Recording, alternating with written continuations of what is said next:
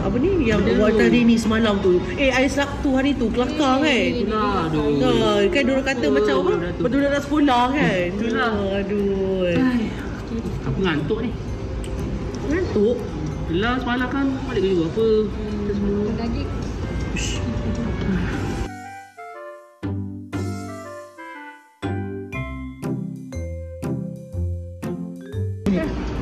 Di kelakar. Handsome-nya. Kau nak minum kan? Tidur. Aku tidur balik. Kau nak minum boleh? Kau tadi tengah sembang kita orang boleh tidur. Dengkur pula tu. Kau okey? Penat. Dah apa tadi kita? Ni kita tengah tengok ni. Tak. Sekarang ni kau ni. Tak. Sekarang kau ni. Kau okey ke? Kita orang baru je tengok tadi. Tengok pasal dengkur. Pasal dengkur. Dengkur ni diorang kata kalau kita ni tidur berdengkur kan. Salah satu sebab dia sebab ada masalah kesihatan ni. Kau okey ke? Kikut. Aku kikut. Okey kot.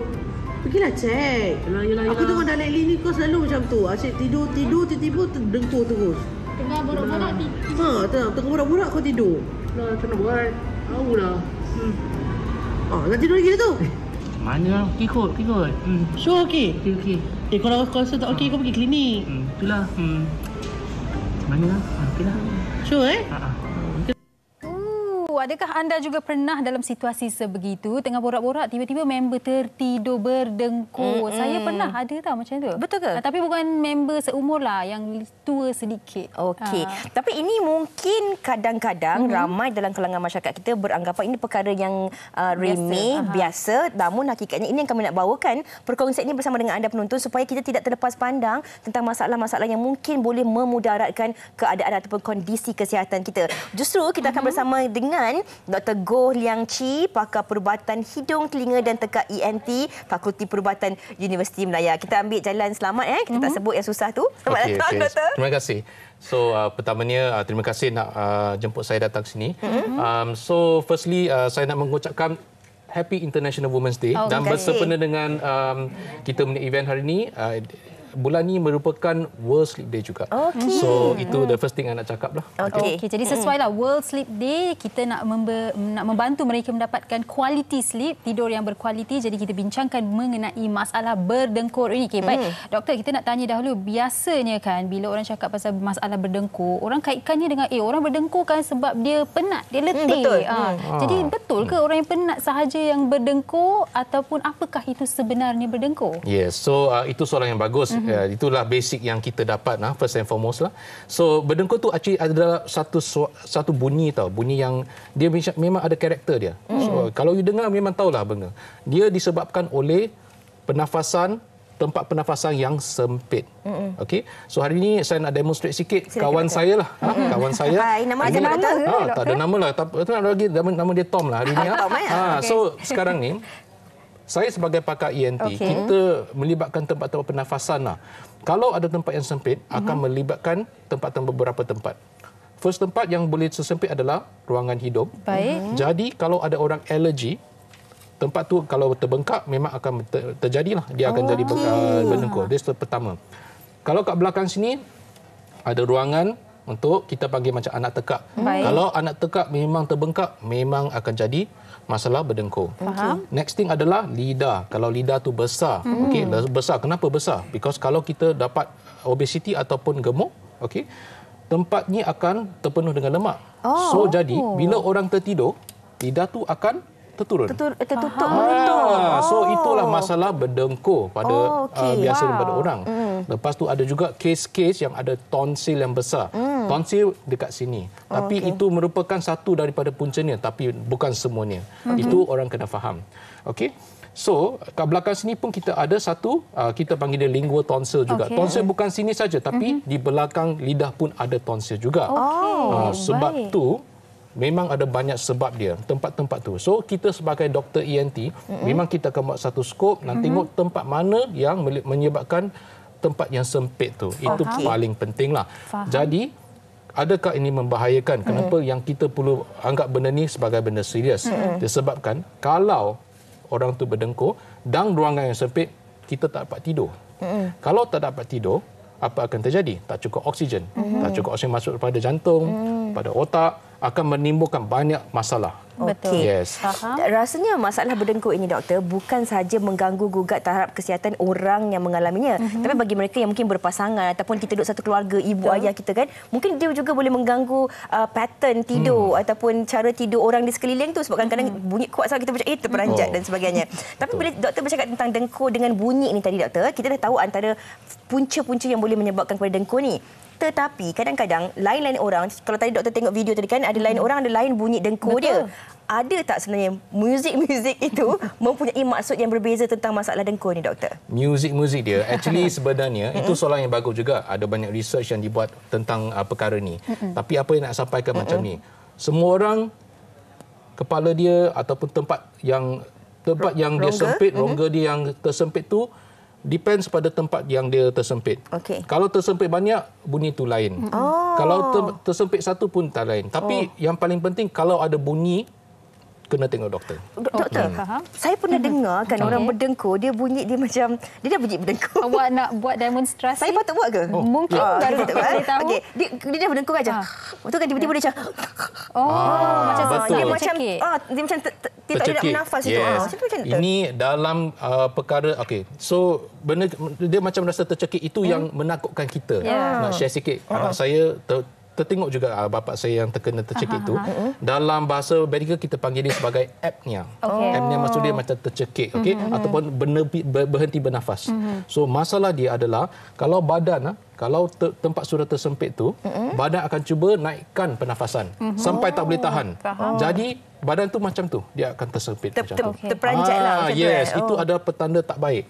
Oleh sebab tu, kalau ada pesakit yang ada masalah macam ni, tolong tengok doktor.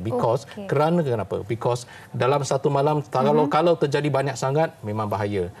Kenapa menjadi macam ni? Disebabkan kerana kalau tak cukup tidur, next morning akan rasa macam mana? Akan rasa tak lena. Moody. Akan rasa cepat marah. Betul. Kan?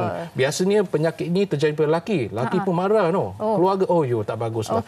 Memang banyak pesakit saya ada masalah macam ni. Baik. Maksudnya, doktor, masalah berdengkur ni ada kaitannya dengan sleep apnea juga? Yes. So, masa tercungap tu apnea.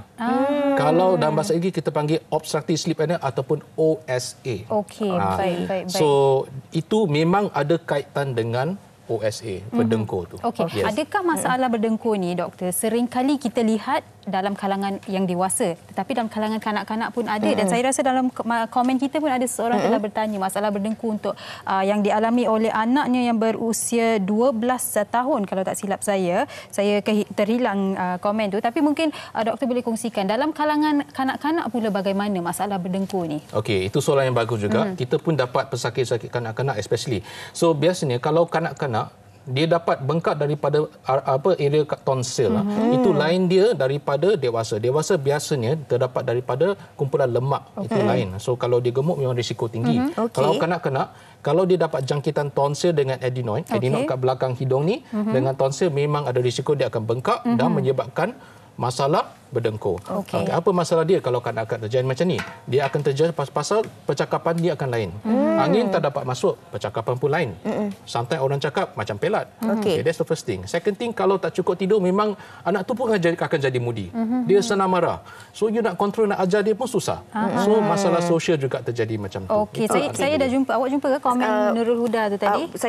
Kita dah kongsikan tadi kan. Ini komen lah, doktor. Ini sekadar komen daripada penonton kita. Daripada Indun Husin ni, dia kata berdengkur ada baiknya kerana kita tahu pasangan kita masih bernyawa ataupun hidup lagi. Itu komen orang kata filler lah. Tapi ada salah satu komen tadi sempat saya baca juga. Dia tanya, adakah golongan ibu-ibu mengandung ni, mereka ni memang akan kerap berdengkur? Adakah itu masalah itu satu masalah ataupun perkara biasa sebenarnya? Yes. So itu pun soalan yang baik. Banyak orang yang tanya saya, pesakit yang tanya saya juga. Biasanya untuk warga wanita yang mengandung, biasanya akan terjadi masalah berdengkur ni pada umur trimester ataupun 3 bulan yang terakhir. Kenapa macam tu? Because bila mengandung terdapat dia akan jadi edema. Edema maksud dia punya kumpulan air dekat kita punya saluran hidung dengan tekak memang akan terkumpul. Tapi biasanya untuk kes macam ni, dia dalam bahasa Inggeris kita panggil self limiting ataupun dia tak akan menjadi lebih teruk. So pendapat saya macam ni, kalau ada penyakit berdengkur, saya punya advice ataupun saya punya cara saya nak tolong adalah number 1, kena jumpa doktor. Kedua, kalau tidur tu tak boleh terlentang. Terlentang memang risiko dia tinggilah untuk dapat berdengkur. Okay, the next thing, kalau boleh tidur tepi, mengiring. Mengiring itu lagi baik. Kalau saya pula kan doktor, ni saya cerita masalah sendiri pula. Saya memang tak boleh tidur terlentang. Sama ada kena minum ataupun saya kena meniarap. Kalau saya meniarap, baru saya boleh tidur lena. Macam baby. Ada orang kata tak bagus tidur macam tu. Macam ni. Saya kena tidur macam tu. Kalau tidak, saya akan rasa susah nak bernafas. Adakah itu masalah perkara biasa ataupun satu masalah sebenarnya? Actually, sepatutnya ini adalah masalah. Saya syorkan kalau ada orang masalah kalau tidur selalu menyerap, saya syorkan at least tengok doktor tempat mana yang sempit. Pasal sometimes ada tempat kat belakang hidung, ada tempat yang bengkak. So mungkin bengkak tu petanda benda yang buruk. So pendapat saya kena tengok doktor dan kita buat skop dalam tempat pernafasan. Itu yang paling baik. Faham. Dan doktor, berbalik pada soalan berkaitan dengan anak-anak kecil yang berdengkur ni, sebab ramai para ibu yang bertanya dalam Facebook WHI. Mereka bertanya, kalau anak-anak mereka seumur 2 tahun, 5 tahun ada masalah ni, adakah mereka harus lakukan pembedahan? Ada yang baby pun betul. Itu soalan yang baik juga. Itu pendapat saya adalah dia mix ataupun berkait kita kena tengok dulu apa punca dia. Sometimes ada punca kat hidung saja. Mungkin alergi. Kalau masalah alergi, kita boleh bagi ubat, tak semestinya buat operation. Tapi ada juga kes-kes yang tonsil yang sangat bengkak. Kalau tonsil yang sangat bengkak, saya rasa mungkin tiba masa untuk kita buat pembedahan. Tapi kita kena tengok dulu. So, advice saya kepada para penonton adalah kalau tak sure, tengok doktor dulu. Kita mungkin kena buat skop nak tengok bawah, tegak-tegak. Ataupun doktor, mungkin kalau doktor dah nasihatkan untuk lakukan pembedahan, maknanya mereka boleh ikutlah apa yang telah pun dinasihatkan oleh doktor. Betul tak? Setuju. Okey. Itu apa yang telah pun dikongsikan oleh doktor. Selepas ni doktor, kita nak kongsikan banyak lagi mitos-mitos ni. Sebenarnya ramai dalam kalangan masyarakat kita ni ada macam-macam mitos. Ada salah satu mitosnya, dia kata kalau pasangan tu berdengkur, maknanya dia sayangkan pasangan tu. Itu pun ada mitos yang tentang ibu-ibu kata kalau tengok anak-anak tu berdengkur, anak-anak tu sedang penat dan tidur lena. Tapi ini sebenarnya masalah yang doktor kongsikan tadi. Kita juga nak dengarkan pendapat daripada rakan-rakan kita di luar sana. Adakah mereka bersetuju dengan kita ataupun apakah sebenarnya definisi dengkur tu bagi mereka? Jom kita dengarkan. You tahu pasal dengkur tak? Tahu sebab saya berdengkur. Wah, sebablah. Betul, sumpah tak tipu. So, saya kerja macam saya ada ambil macam ada orang panggil satu ubat tu lah dekat hidung kan. So if doktor cakap kalau boleh ambil selalulah sebab benda tu yang effect your dengkur. I rasa most like what you say lah, penyakit tu datang dari kita sendiri kan. Dia tak ada punca kesihatan. Awak tak makan betul, tak jaga tidur betul, stres, itulah dia. Dengkur yang saya tahu dia kalau tidur dia buat bunyi. Dia buat bunyi macam pelik sikit. Dia ada macam-macam bunyi. Tu yang saya tahu pasal dengkur lah. Okey, you cakap dengkur tu adalah satu penyakit. Oh, ya ke? Ya. Bukan satu normal ke? Oh, ya ke? Maybe hidung tersumbat ataupun something about the breathing system tu ada affected lah macam tu. So maybe that's more perspective. Dengkur, punca dia bila you bernafas from your mouth, and then like if you have like any penyakit lah macam sinus ke asma ke, so bila you tidur tu you tend to bernafas ikut your mouth, so you produce the sound. I rasa depends kot, bukanlah semua orang yang berbadan besar ada masalah tu. Sometimes orang yang small pun ada masalah tu. Dia depends on your health condition, bukan semata-mata sebab tubuh badan. Tahu? Saya malam-malam. Ini pengetahuan saya lah. Saya rasa dia salah tidur. Sama ada kalau tidur belah kanan, dia susah nak bernafas, dia akan menyebabkan dengkur. Satu lagi mungkin resedung ataupun mungkin hidung tersumbat. Banyak sangat je kan mungkin tu. Okey, baik. Itu pandangan mereka dan mungkin masalah juga. Dan mungkin Fiza, ramai yang sedang menonton sekarang ini tergelak sebab saya baca komen diorang. Ramai yang komplain juga. Dia kata masalah ni, masalah suami saya. Saya tak boleh tidur sebab suami saya selalu berdengkur. Saya susah nak tidur. Dia tak berani nak cakap kat suami dia. Ada yang cakap suami dia berdengkur macam mesin rumput. Bunyinya. Tak apa. Awak nanti hari ni klip wanita hari ni dekat Facebook ni awak share dekat suami, okey? Alright. Kita sebenarnya bersama dengan Muhammad Farid Muhyiddin di dalam talian ketika ini, yang mana beliau juga nak kongsikan tentang masalah dengkur yang dialami sejak berusia 18 tahun lagi. Dan sekarang beliau dah pun berusia 43 tahun. Kita nak tahulah apa antara langkah-langkah cara rawatan yang dilakukan oleh Encik Farid sendiri. Assalamualaikum. Hai. Waalaikumsalam warahmatullahi wabarakatuh. Apa khabar? Ya, saya. Alhamdulillah, sihat. Okey. Cik Farid, mungkin Cik Farid boleh kongsikanlah serba sedikit. Kabarnya ada masalah berdengkur ni daripada usia 18 tahun. Dan sekarang dah pun berusia 43 tahun. Bagaimana keadaan masalah dengkur itu dan apa antara langkah-langkah ataupun tindakan yang sehinggakan Cik Farid rasa Cik Farid perlu untuk mendapatkan rawatan?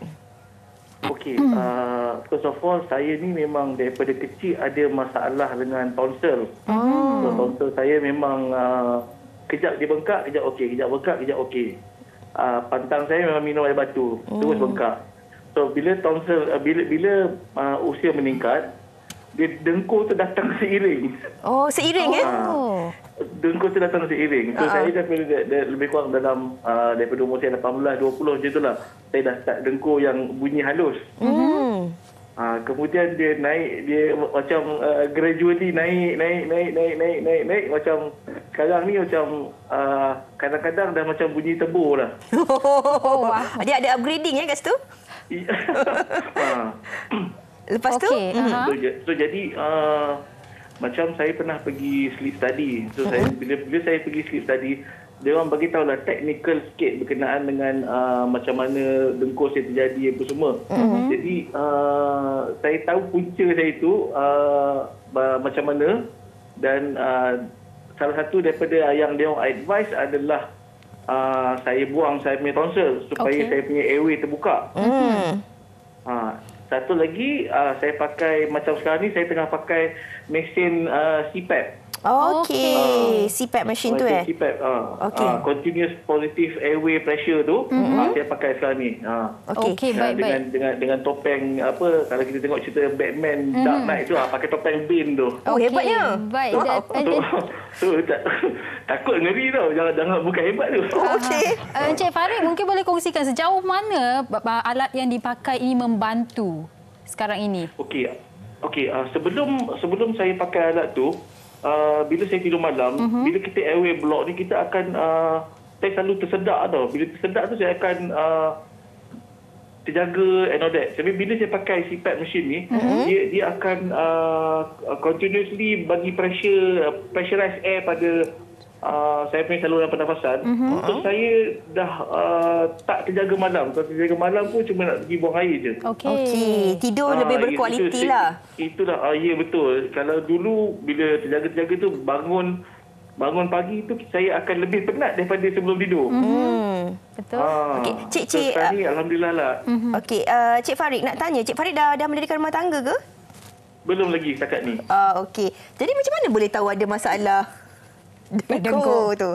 Sebab kadang-kadang kalau orang ada pasangan dia tahu dia bunyi kan, sebab macam komen-komen kita hap dia kata pasangan saya berdengkur, dia kata dekat Facebook dia kata hap pasangan saya berdengkur. Tapi kadang-kadang kalau duduk seorang-seorang kat rumah, macam mana nak tahu ada bunyi berdengkur ke tidak? Tersedak ke, bahaya ke, macam mana tu? Okey. Bila time saya dengan family, saya tidur rumah adik. Lepas tu saya bila ada family gathering apa semua, saya akan selalu suruh dia orang, okey, kalau korang nak selamat, korang tidur dulu sebelum aku tidur. Betul ke? Maaflah kita tergelak supaya kalau saya dah tidur orang, enjin dah start, takut dia orang tak boleh tidur. Okey. Baik. Tapi saya nak tanya jugalah Encik Farid, biasanya bila orang yang ada masalah berdengkur ni, mereka bila keluar bersama dengan rakan-rakan ke ada staycation, rasa malu tau bila nak tidur sebab dia rasa macam dia mengganggu orang lain dan kuat. Dan jadi bagi awak sendiri, apa antara cabaran sebagai seorang yang mempunyai masalah berdengkur ini? Malu tu malulah, segan lah. Tapi macam saya cakap lah, apa yang doktor advise kepada saya, kalau boleh cuba saya reduce weight. Sebab saya ni macam montel jugalah. So bila saya try reduce weight, and then teknik tidur tu. Saya tak boleh tidur terlentang. Saya sama ada saya tidur mengereng ataupun menangkuk. Kalau saya tidur terlentang, confirm tebus start. Okey. Okey. Jadi walaupun kita gelak-gelak kan Cik Farid, tapi sebenarnya ini adalah satu masalah yang perlu sebenarnya kita dapatkan rawatan. Jadi Cik Farid dah pun mendapatkan rawatan dan sekarang ni dah pun pakai mesin CPAP ni. Kalau katalah masalah berdengkur ni tak lagi dapat diselesaikan, apa antara saranan doktor kepada Cik Farid sendiri? Saya punya last result, doktor suruh buang tonsil. Okey. Dan Cik Farid rasa? InsyaAllah kalau buang tonsil tu, saya punya breathing akan okey dan saya punya dengkur pun insyaAllah akan hilang. Okey. Dan Cik Farid masih memikirkannya lah kira? Itulah tengah dalam pertimbangan lagi ni. Okey. Baiklah. Terima kasih kita ucapkan kepada Encik Farid atas perkongsian itu tadi. Semoga apa yang dikongsikan ini dapat memberi manfaat kepada rakan-rakan kita yang sedang menonton ni. Banyak masalah ibu-ibu, isteri-isteri ni dekat Facebook kita, dia kata help, dia kata. Macam mana nak cakap kat suami dia? Okey, terima kasih banyak-banyak Cik Farid. Sama-sama. Okey. Doktor, Cik Farid menggunakan mesin CPAP. Tapi kalau kita bercakap tentang peranti, ia mungkin memerlukan kos yang lebih tinggi ataupun lebih mahal. Tapi kita lihat hari ini melalui pembacaan juga ramai dalam kalangan orang yang mengatakan, tak apalah, ada macam-macam alatan, ubatan ataupun stiker yang dijual yang dikatakan boleh membantu untuk mengurangkan masalah dengkur dan sebagainya. Adakah sebenarnya apa yang dijual itu berkesan ataupun sebenarnya dengkur ini satu perkara yang sememangnya harus kita dapatkan rawatan perubatan daripada doktor pakar? Okey. Oleh pendapat saya rasa bahawa penyakit OSA ataupun obstructive sleep apnea ni adalah perkara yang serius. Okey, that's the first thing lah. Jadi, kalau kita tak bagi perubatan yang baik ataupun alat yang betul, akan tertimbul masalah. Masalah contoh ni macam penyakit diabetes, stroke, masalah macam kaki sakit, tak dapat tidur dengan baik, mood terganggu. Semua benda ni adalah penyakit yang serius kalau berlarutan dengan lama lah. Oleh sebab tu, sebagai pegawai perubatan kat sini, ada beberapa alat yang saya guna saja. Yang stiker semua tu jarang saya guna, okey? Because kita nak bagikan 100% bahawa penyakit apnea tu kena eliminate ataupun memang tak boleh ada apnea. Kalau apnea akan berterusan memang akan banyak masalah. Oleh sebab tu dalam praktis saya hanya gunakan CPAP ataupun continuous positive airway pressure. Dengan addition to that kita ada juga alternatif yang lain macam perkakas mulut. Kalau boleh tengok gambar perkakas mulut yang kita dah sediakan, itu pun satu option.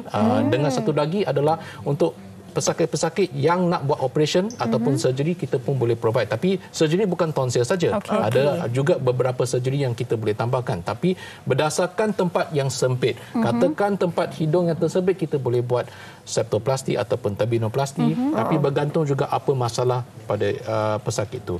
So, yang paling penting adalah kita kena customize ataupun kita kena tengok macam mana yang kita nak rawat tempat yang sempit dan kita akan bagi rawatan. Ada juga pesakit-pesakit yang tidak boleh menggunakan alat-alatan. Katakan you sudah tua ataupun tak sihat, memang tak boleh guna alatan, kita guna CPAP saja. CPAP itu yang paling bagus. So, benda ni tak senang nak jawab. So, jadi saya syorkan pendapat saya kalau nak dapatkan alat, lagi baik jumpa doktor. Doktor tu akan tengok apa situasi pada pesakit tu, lepas tu dia akan bagi alatan yang paling penting dan berguna pada pesakit. Okey, baik doktor. Saya nak tanya soalan daripada apa yang dikongsikan oleh Encik Farid tadi berkaitan dengan doktor menyarankan dia untuk membuang tonsils dia, dan ini juga soalan daripada Ezrin di Facebook. Apa yang akan terjadi kalau kita buang tonsils kita?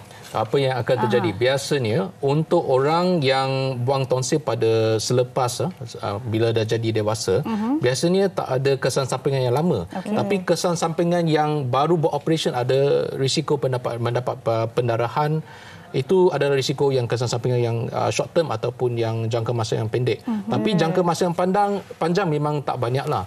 Mungkin suara dia akan tukar sikit-sikit, tapi jarang saya nampak kes macam itulah.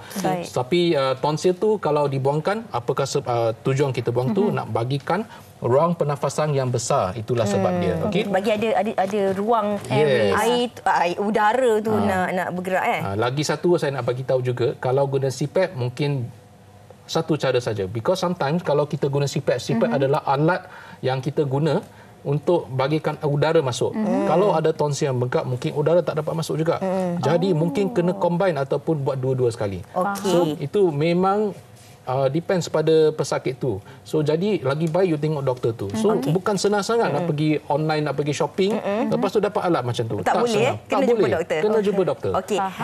Cuma doktor, bila doktor tekankan untuk berjumpa dengan doktor ataupun dengan pakar, contohlah kalau kita kemalangan, kita nampak ada luka, kita rasa kita perlu berjumpa dengan doktor. Kita demam, kita sakit, kita pening, kita rasa ini mungkin simptom penyakit-penyakit darah tinggi dan sebagainya. Tetapi bila cakap tentang dengkur, ramai dalam kalangan masyarakat kita ni merasa malu dan dia merasakan bahawa takkanlah dengkur pun nak pergi jumpa doktor. Mungkin ini yang kita perlu ubah dan kita perlu bagi tahu kepada penonton kita bahawa walaupun berdengkur, ia sebenarnya adalah satu penyakit yang harus kita titik beratkan bagi meningkatkan kualiti kehidupan dan kesihatan kita, doktor. Betul. Saya pun rasa begitu. Ini adalah kita panggil stigma sosial lah. So biasanya kalau ada stigma sosial, memang kita biasanya kalau tengok OSA ni memang lebih kepada warga lelaki. Jadi pendapat saya adalah kita tak boleh rasa malu. Kita kena make sure kita dapatkan rawatan perubatan yang baik. Dan juga apa yang saya perasan, biasanya warga lelaki datang jumpa saya, isteri yang bawa. So dengarlah cakap isteri. Wanita pun hebat, doktor. Ya, saya pun rasa International Women Day memang macam tu. So memang dengar cakap isteri, bawa tengok doktor, dan kita akan tengok berapa teruk tahap OSA pada pesakit-pesakit, dan kita akan bagikan rawatan yang customise kepada pesakit-pesakit. Itulah pendapat saya. Okey, baik. Maksudnya kalau si suami ada masalah berdengkur, wanita ataupun si isteri bawa mereka, dan wanita jangan malu kalau ada masalah berdengkur, berjumpa dengan doktor dan ketahui apakah sebenarnya masalah di sebalik masalah berdengkur anda, kan? Kita cuba selesaikan masalah. Jangan jadikan ini satu masalah untuk anda bagi alasan nanti macam saya tidur tak lena lah malam, saya kena cari bantal yang lain. Tu jangan. Okey, kita nak ucapkan terima kasih kepada doktor. Walaupun kita bergurau-gurau, tapi ada banyak pengisian dan juga manfaat-manfaat yang kita harapkan dapat dijadikan tauladan dan panduan kepada penonton kita. Jangan kita merujuk kepada individu-individu yang tidak mempunyai pentauliahan. Kita jumpalah mereka yang lebih pakar untuk kita ketahui apakah sebenarnya masalah yang kita alami walaupun hanya masalah dengkur. Sekali lagi kami nak ucapkan terima kasih kepada Dr. Goh Liang Cha. Terima kasih doktor, dan anda di rumah jangan ke mana-mana. Kita berhenti berehat seketika, kembali selepas ini dengan pemain drama kumpulan ST12. Saya nak nyanyi sikitlah. Okey, cuba. Kita berehat seketika.